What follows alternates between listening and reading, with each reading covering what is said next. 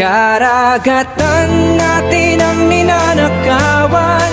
Kaya bang gumising bago tayo maubusan?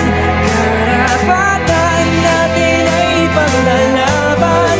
Sumabay sa paglayag habang sinisigaw at naninindig ang atin ito. Palawan, atin ito. Pilipinas, atin ito.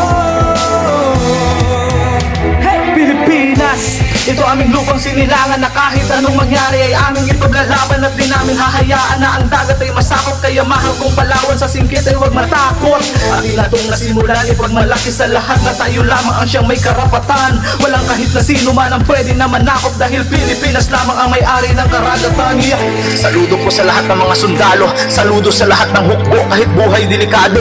Bilang isang Palawenyo, ito aking naging paraan na sumulat ng tula upang aking ipaalam na sa ng karagatan tayo ang nagmamayari, wala silang karapatan. Nasa dagat sila maghari, kaya dapat ay mapali. Mga takot ay mapawi, tayo ang may-ari, kaya dapat ang dagat ay hindi tayo ang siyang bumabawi. Ang ninanakawan.